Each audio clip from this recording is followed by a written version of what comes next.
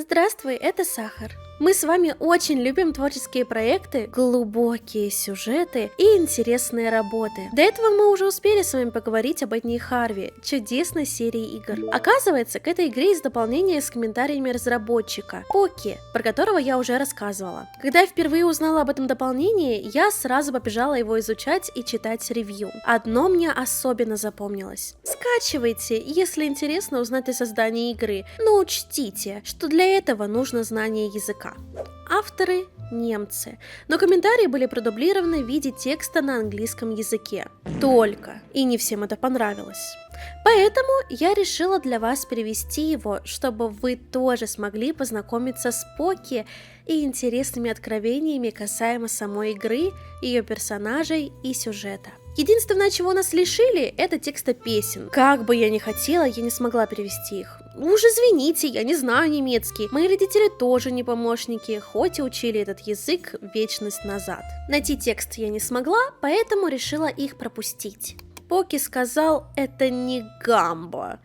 Дополнение получилось очень душевным и насыщенным. Настолько большое, что я вынуждена разделить его на несколько частей. Настолько оно большое. В этот раз мы разберем полностью первую главу. Уверена, вы узнаете много нового.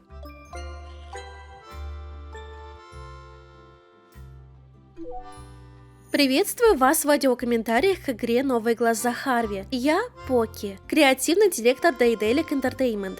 И, так или иначе, человек, который с помощью Рэндон Хауса создал «Новые глаза Харви». По крайней мере, в значительной степени отвечал за сценарий и визуальную часть. Дизайн персонажа основан на том же стиле, что и в Эдни и Харви. Большинство из них нарисованы мной. В общем, это и есть, если вкратце, мои задачи по отношению к игре, среди прочего. Другие задачи включают, как вы могли заметить, после прослушивания начальной темы игры, пение и написание текста для этой песни, которая сопровождается потрясающей мелодией, сочиненной Финном Зелигером, нашим композитором из Перископ, нашей любимой звукостудии. По этому случаю, поскольку я не думаю, что будет много возможностей позже, я немного подробнее расскажу об этой песне или видео, если на то пошло. Мне кажется довольно интересным, что нам удалось показать нарисованную синюю нитку в течение примерно 3 минут. Нитку, нарисованные в стиле Эдны. Полные 3 минуты камера двигается вдоль этой едва затененной синей линии. И никто не пожаловался. Мне эта идея понравилась с самого начала из-за ее медленного темпа. Это соответствует тематике монастыря, требующего более размеренного темпа, когда мы видим, как Лили гребет листья во дворе. Этот первый небольшой пазл, который вы, возможно, уже решили, был одним из самых сложных для программирования, так как мы не могли просто использовать стандартные анимации ходьбы. Нам пришлось нарисовать совершенно новые позы для персонажа, гребущего листья, раскиданные повсюду, и прописать это в коде. Так что насладитесь этой метафорической тишиной перед бурей, собирая листья во дворе. Что касается меня, я никогда не получала удовольствия от сбора листьев в детстве. Часто приходилось это делать во дворе или на подъездной дорожке. И, честно говоря, я это ненавидел. Думаю, это и стало источником вдохновения для этой неблагодарной задачи, которая, однако, идеально подходит для того, чтобы установить характер Лили. Она добросовестно выполняет свои обязанности и следует правилам, несмотря на советы Эдны или ее попытки сбить Лили с этого пути. Нет, Лили хорошая девочка. Кстати, еще один реликт из моего детства – это термометр на стене. У нас на террасе был точно такой же термометр. Как-то, не знаю, что-то со мной явно не так. В любом случае, наслаждайтесь новыми глазами Харви. Увидимся!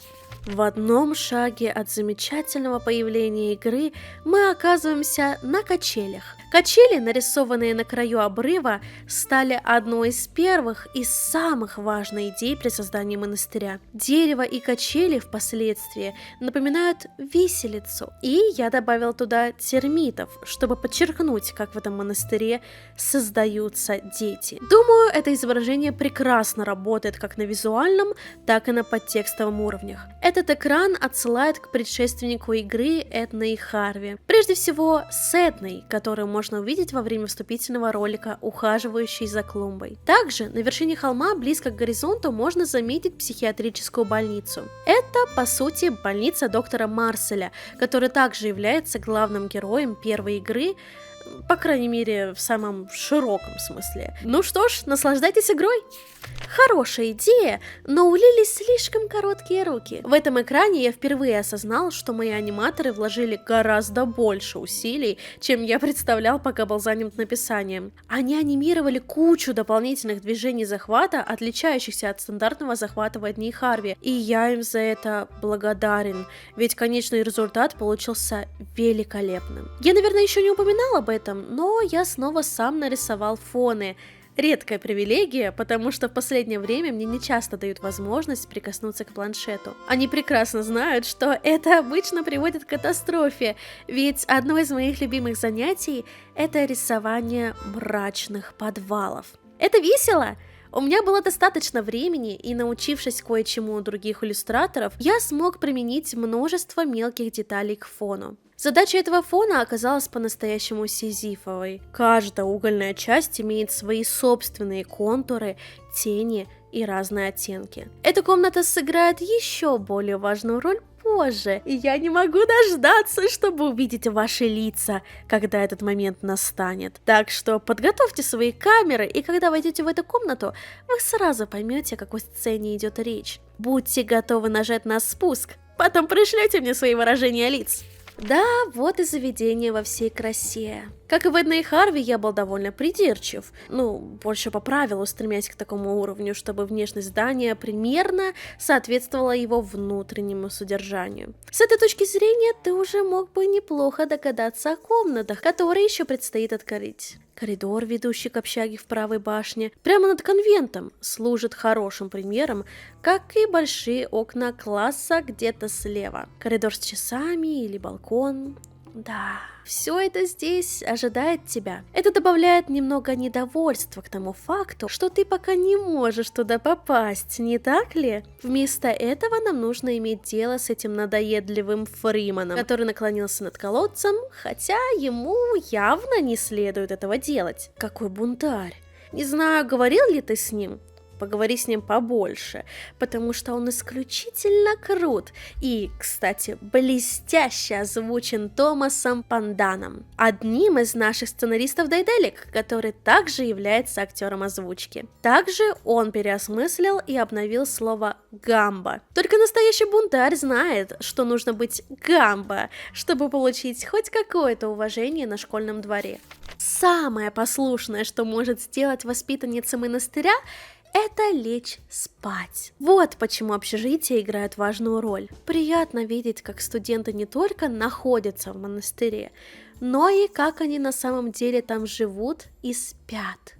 Общежитие кажется по-настоящему идиллическим, но в то же время огромным и не совсем уютным. Признаюсь, мне нравится этот экран, но я бы предпочел не говорить о залитой солнцем атмосфере, связанной с этой комнатой. Вместо этого давайте поговорим о девушках из Сибуи, Шай и Суки. Это действительно сложная задачка, которую мне подкинул мой соавтор Рине А. Он написал значительную часть прохождения и таким образом объединил большую часть контента с историей, которую мне пришлось адаптировать в текст.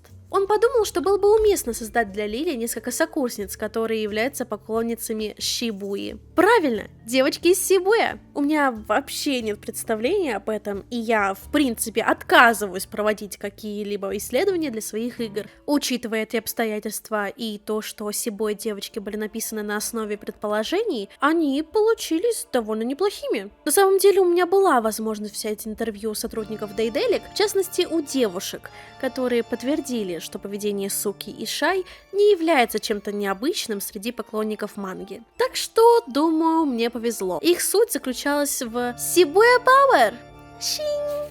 Настолько хрупкой и трогательной выглядит Эдна, сидящая, свернувшись калачиком в своей кровати. Настолько решительно она разговаривает с Лили. Мне кажется, что их отношения особенно удачно проработаны. Мы знаем Эдну только по Эдне и Харви, где мы играли за нее. В этом же случае мы видим ее как старшую сестру Лили. Она не всегда добра к ней, но и отдает ей приказы, а Лили не возражает. Тем не менее, их отношения вызывают трогательные чувства. Мне нравится, как они относятся друг к другу. И Эдну трудно в чем-то упрекнуть, по крайней мере, не всерьез. Говоря о теплоте и содержательности, я уже упоминал, что хотел, чтобы новые глаза Харви имели больше глубины, чем предыдущая игра. Мне хотелось вызвать ощущение от осязания поверхностей, несмотря на мою упрощенный стиль рисования. Это также одна из причин, почему я выбрал песню «Игла и нить» в качестве вступительной главы. Это внимание к осязанию проявляется в плетеной древесине и ткани, которая встречается повсюду в игре. Особенно шитье связано с этой темой, но Лили абсолютно бездарна в этом, как мать-настоятельница ей постоянно напоминает. Мне нравится идея того, что неспособность Лили создает чувство тревоги. Возникает ощущение, что с ней что-то не так, потому что ты не знаешь, что у нее в голове. Все становится особенно жутким, когда выясняется, что она довольна и даже гордится тем, что умеет вышивать только крестики и простые стежки. Эта пустота вызывает особое чувство зловещей неопределенности. И потом была эта древесина с прожилками. Не самое умное решение рисовать каждую прожилку вручную. Умный иллюстратор просто наложил бы текстуры. Но поскольку стиль Эдны не позволяет использования текстур никогда, ни при каких обстоятельствах, ну ладно, с парой исключений, рисовать прожилки вручную было обязательно. Хорошо, что у меня нет линейки. Плохо, что дерево повсюду. Рисовать трясущиеся линии одну за другой на целых экранах везде в игре, везде. Иногда эти хитрые линии преследуют меня во снах, подкрадываясь ко мне в полной тишине. Зал собрания монастыря, без сомнения, лучшее место для того, чтобы подвергнуться издевательствам хулиганов. В моем воображении, кстати, этот экран выглядел намного круче, а особенно с правильной перспективой, и в целом больше напоминал что-то из Гарри Поттера. Ну, типа с помпезной лестницей и всем таким. В итоге получилась эта массивная деревянная конструкция с гигантскими картинами. Признаюсь, мне особенно нравится моя интерпретация «Тайной вечери», которую можно увидеть в верхнем правом углу, и те реакции, которые повествователь вкладывает в мысли Лили. Посмотри сам, не хочу ничего тебе спойлерить, но это просто потрясающе. Одна вещь, о которой мне нужно поговорить, это мое гигантоманство, гигантомания, это уже суть. Ну, неважно, ты понял, да? Продолжаем. В любом случае, главный зал должен был выглядеть грандиозно, и именно поэтому этот экран оказался огромным. У тебя двойной размер экрана, прокрутка вверх, прокрутка вниз, и все работает как надо.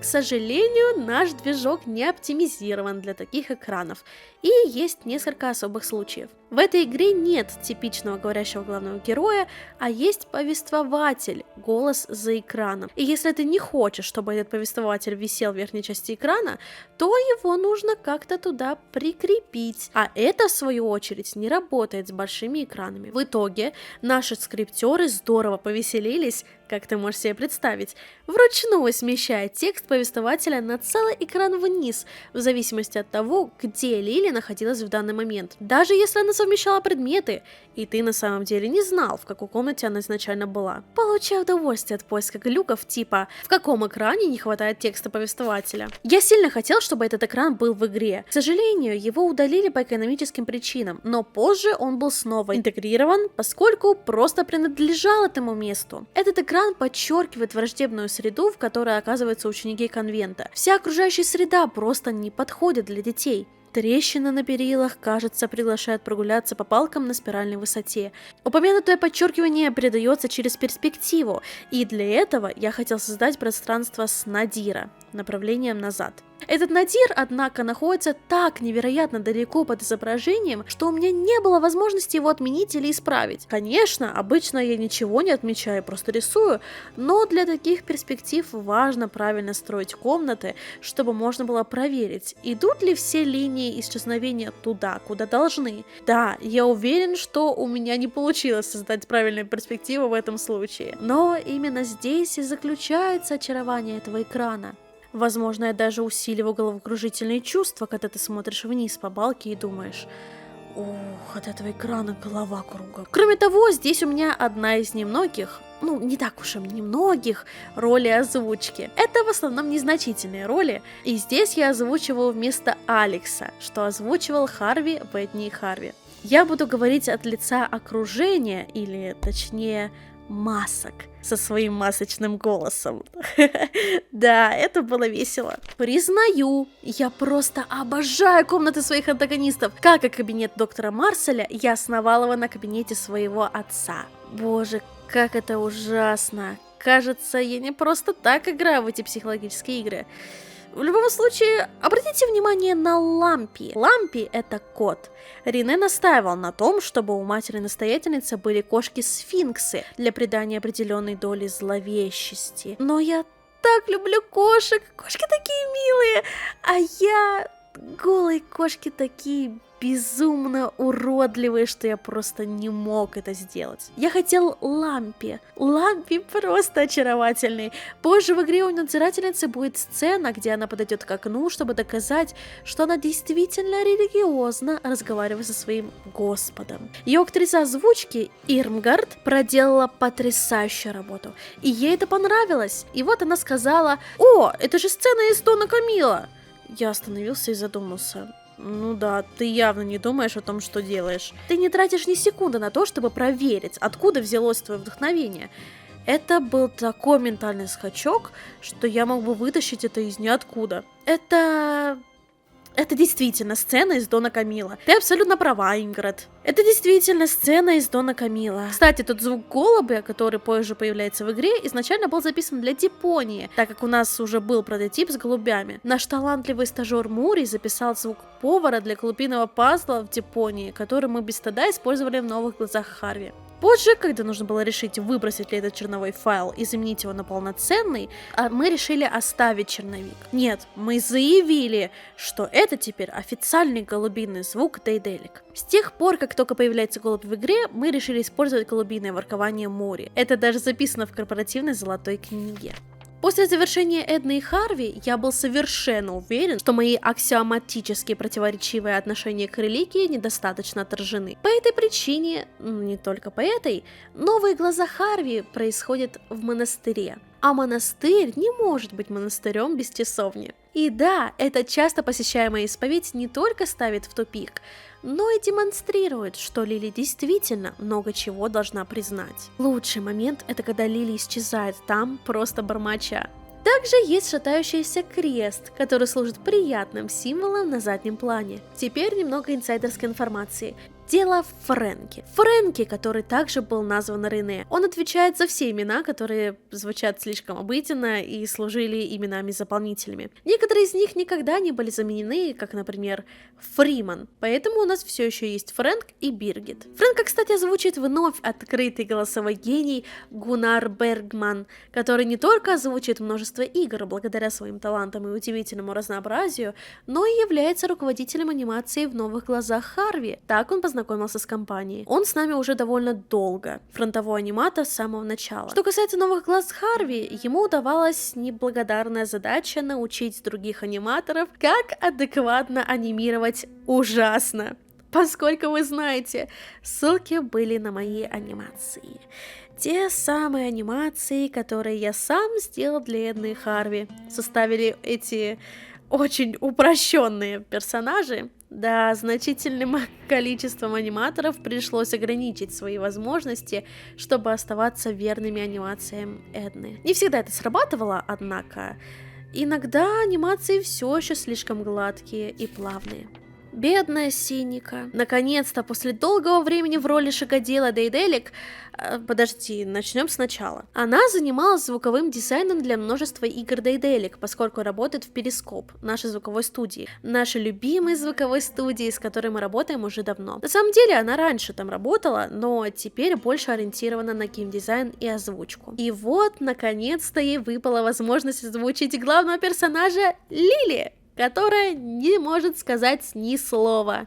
Ах, бедная Синика. Но она уже давала нам свой голос раньше, не только для атмосферных звуков, но также для спота ползающего существа. Еще один случай, когда ее талант оставался в тени. И вот почему я с радостью могу объявить, что несмотря на это, она смогла проявить себя в этой игре на полную. Она не только озвучила Лили, но, вопреки обычной практике ограничивать актеров озвучки главных персонажей их ролью, также получила возможность озвучить еще одного персонажа.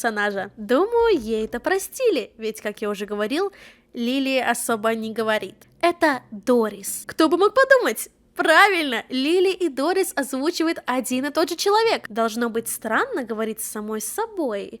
И я думаю, если ты знаешь это, ты заметишь сходство в характерах, и я имею в виду. Столовая! Для тебя! Наслаждайся! Свобода голоса Синики оказала такое положительное влияние, особенно на нашего приятеля летсплейщика по имени Гронк, который играл в нашу игру и благодаря этому сделал ее доступной для многих людей. Ему она понравилась настолько, что он предложил озвучить роль Дорис для этого специального издания. Это значит, что в этой версии, я точно не знаю, как они это реализуют, можно ли переключиться или это будет по умолчанию, ты сможешь услышать Гронка в роли Дорис, или скорее Бориса, ее мужскую версию, или что-то в этом роде. И как Синика, он был свободен идти до предела своих голосовых возможностей, крича и вопя, пока не охрип. Тебе предстоит решить, кто был громче. И если в этой версии ты не услышишь оригинальный голос Дорис, иди и купи оригинал.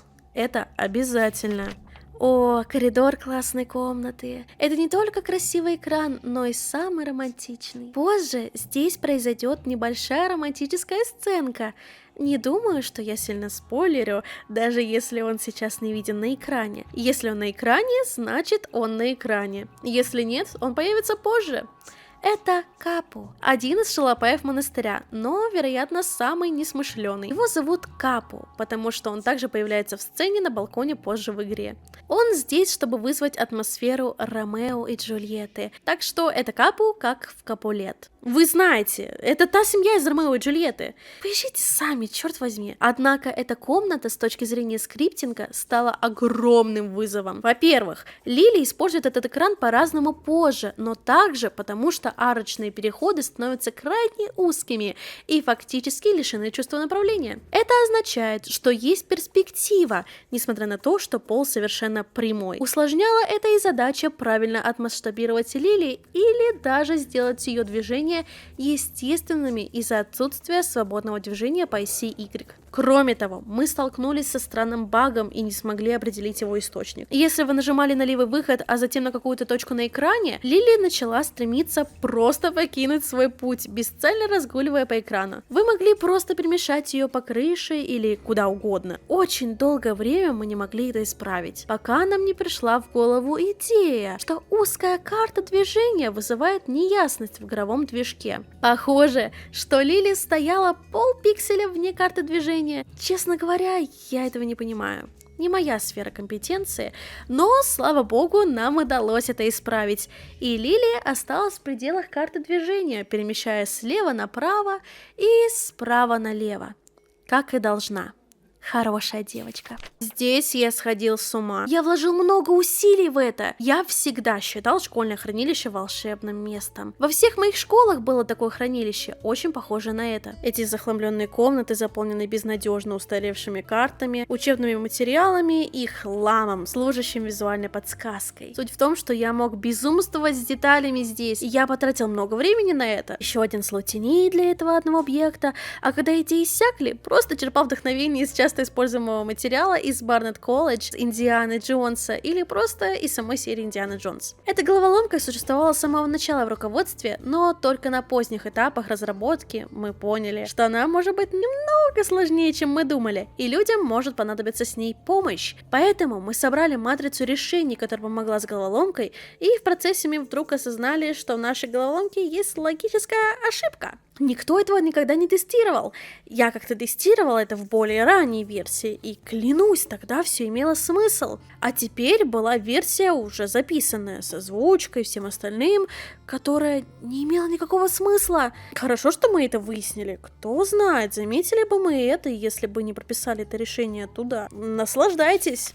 Все мы учились в школе, и у всех нас были одноклассники как Биргит, стремящиеся к оценке «отлично» ученики. Разве их не любили? Кто не радовался их успеху? Именно поэтому мы любим Биргит в этой игре. Биргит, которая амбициозна, и мы желаем ей успеха в получении ее последнего значка гида и желаем ей всего наилучшего. Что вы не понимаете сразу, так это то, что у нее такой же голос, как у нашей Петры. Это Эва, и она отлично справилась. Верно? Так что Биргит сидит там и делает все лучше, чем Лилия, получая за это соответствующие награды, больше одобрения от настоятельницы и все такое. Идея Рене о том, чтобы позволить ей рисовать животные символы, сначала меня озадачила, но я стал к ней привязан, когда она появилась в игре. Надзирательница хочет контролировать учеников, передавая ценности через вышитые на стенах столовые изображения животных. Я влюбился в эту идею. Когда моя настоятельница начинает терять самообладание, потому что изображение, представляющее компьютер, отсутствует, самообладание отсутствует, и в результате теряет собственное самообладание.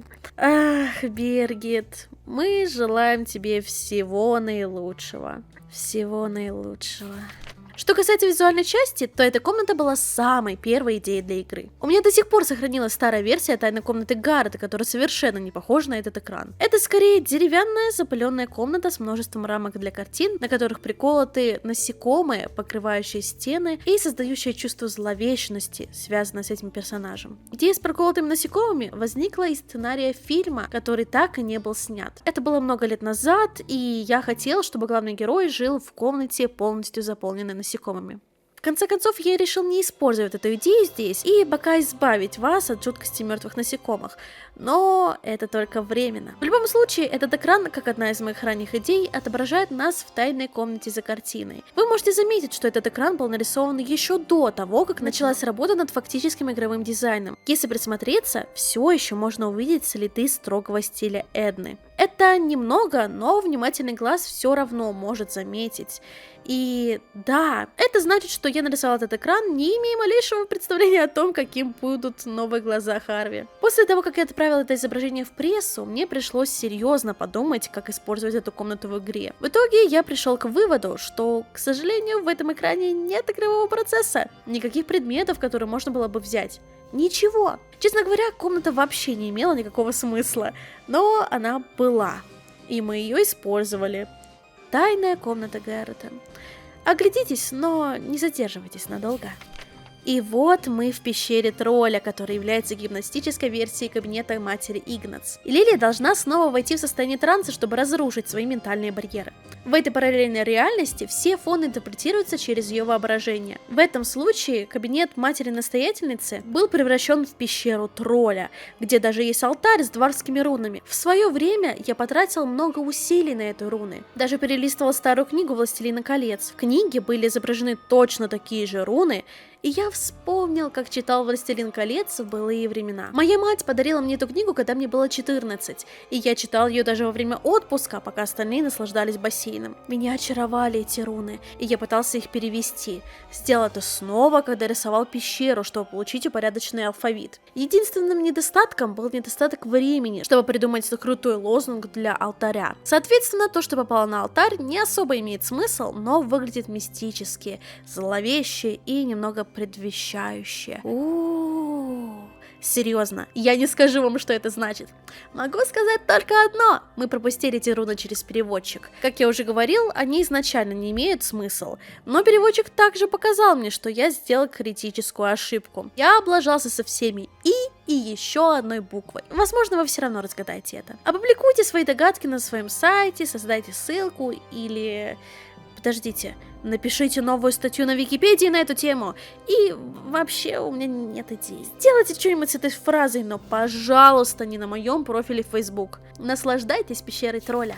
На этом экране мы впервые видим один из ментальных барьеров Лили, воплощенных в одном из демонов Харви. Это Снеговик. Я, вероятно, повторюсь позже, но хочу сказать, что это отличная работа Алекса и его голоса Харви. Это измененный голос, но одна из многих граней демонов Харви, каждая из которых имеет свою личность. Снеговик — это, пожалуй, один из безобидных демонов, который удерживает Лили от игры с огнем. Особенно мне нравится цилиндр, но я не буду спойлерить. Все жалуются, что я спойлерю в аудиокомментариях. На самом деле, я даже получал письма с угрозами из-за спойлеров в аудиокомментариях. Так что я точно не скажу вам, в чем смысл цилиндра. Но могу сказать, что вдохновением послужил британский сериал The Mighty Bush. Отличный сериал, недооцененный, но потрясающий. Посмотрите его, он крутой, реально крутой. Тут я хочу остановиться. Я решила взяться за это и расшифровать эту загадку. Когда я играла, то посчитала, что эти руны просто часть атмосферы и ничего не значит. Однако, благодаря дополнению, мое любопытство заставило меня с этим коптиться несколько часов.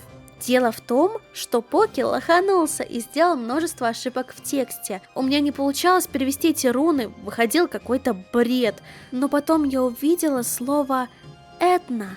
И все стало на места. Спустя вечность у меня удалось расшифровать это послание, которое вообще-то, Поки, имеет важное значение для сюжета. Руны на алтаре гласят: «Конец для Эдны близок. Лили». На самом деле, я до сих пор не уверена, правильно ли я подобрала руны. У меня есть вопросы к этой части, ведь английских слов из 3 букв, оканчивающихся на R, еще очень много. Если вы нашли ошибку Поки и поняли, какие буквы он перепутал, то обязательно напишите в комментариях, и мы вместе с вами построим теории насчет этого зашифрованного послания. Ну а пока продолжим. Что это такое? Должно быть, это гипнотический мир Лили. У него еще есть этот грубоватый тролльский пещерный шарм, который мы уже видели в личной комнате матери-настоятельницы. На этот раз, однако, гигантская надзирательница во всей красе бродит на заднем фоне. Это, безусловно, один из более сумасшедших концептов, который придумал Рене, который сильно помог мне с прохождением. Мне действительно нравятся эти грубые каменные глыбы. Несмотря на свою неровную поверхность, рисовать эти камни было довольно просто, так как не нужно уделять слишком много внимания геометрическим деталям. Быстро и просто. Друзья, быстро и просто. Мне также нравится мягкое свисание трупа. Просто затолкал его на задний план, а кто-то добавил анимацию свисания. Очень приятно. Нам нужно больше свисающих трупов. Намного больше. Мы также встречаем еще одного демона Харви. После относительно безобидного Снеговика, это, что я бы назвал, злобным пауком. Отличная возможность похвалить удивительное чувство разнообразия Алекса, потому что среди всех уникальных личностей Харви Паук мой любимец в плане озвучки. Жаль, что появление этого демона столь недолговечно. Ксс, ты не можешь пройти сюда. Отлично. Бесценно. Вот.